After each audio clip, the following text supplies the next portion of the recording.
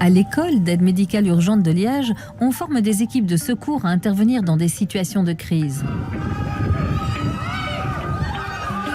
Lors de reconstitutions très réalistes, policiers, secouristes ou ambulanciers sont confrontés à de nombreuses victimes.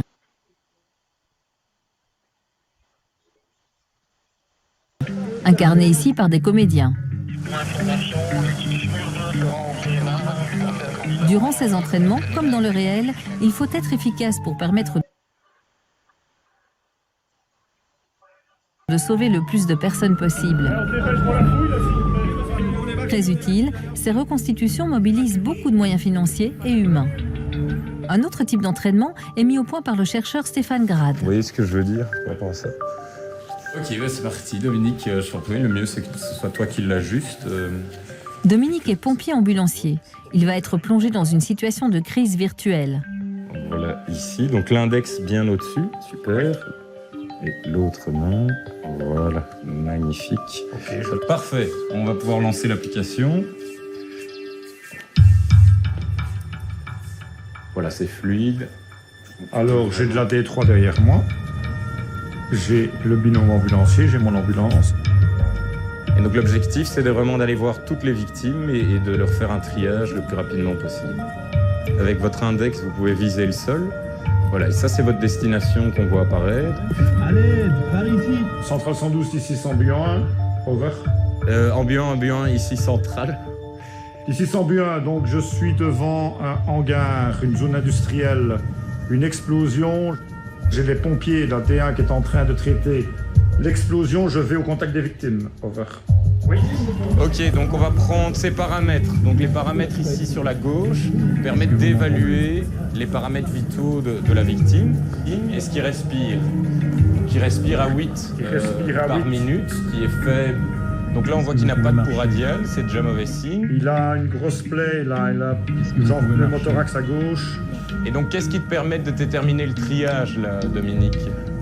Là, d'office, avec une respiration à 8, il est en rouge. C'est ça. Le tri médical, c'est vraiment une procédure qui permet de vraiment maximiser le nombre de personnes que l'on peut sauver. Parce qu'imaginez, vous avez 5 personnes et vous concentrez tous vos efforts sur la première personne qui, en fait, ne peut pas être sauvée, vous perdez 4 personnes en plus. Alors que si vous triez, vous faites une gestion des priorités, vous pouvez sauver 4 personnes sur les 5. On doit switcher d'un système d'urgence individuelle, on donne le maximum sur 7 personnes, à une urgence collective, on donne le maximum pour sauver un maximum de personnes. 4 victimes, dont une consciente mobile. Je traite les victimes et je reviens vers vous. Ambiant, parfait, over. Donc simplement, prenez son pouls en appuyant sur pouls avec votre main droite. Le pouls, j'ai un pouls. Est-ce que vous m'entendez? J'ai une respiration à 33, donc d'office il est rouge. Triage rouge, saignement léger, contrôle du saignement, pansement occlusif. C'est exactement ça, bien vu. Ok, le suivant. Centrale 112, ici 100 Buin. Oui, ambiant, ici centrale. 3 victimes qui demandent des soins de l'autre côté du hangar. Maintenant, je me suis posté à l'arrière du hangar. J'ai 3 victimes.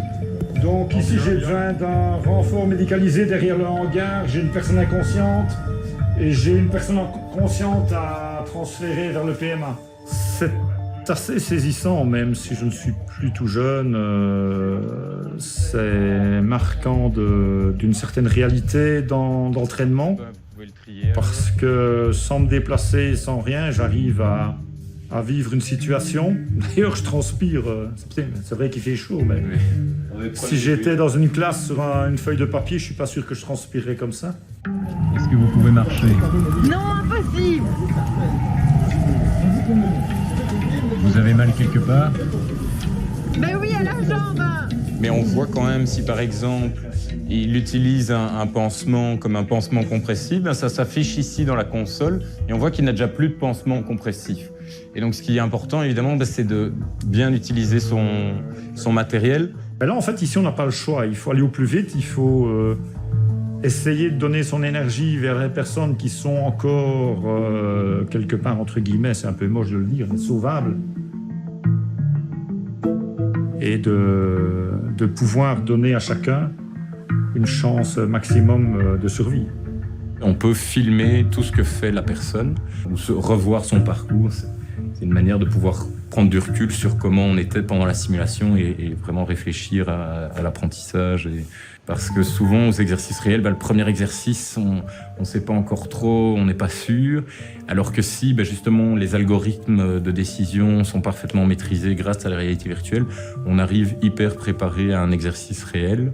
Et ça permet de valoriser davantage ces exercices réels qui coûtent très cher, qui mobilisent beaucoup de personnes. En Bu1, ici central, toutes les victimes ont été triées. Vous pouvez vous rendre à l'ambulance pour procéder à l'évacuation des victimes vers les hôpitaux. Fin de la simulation. Mission accomplie pour Dominique.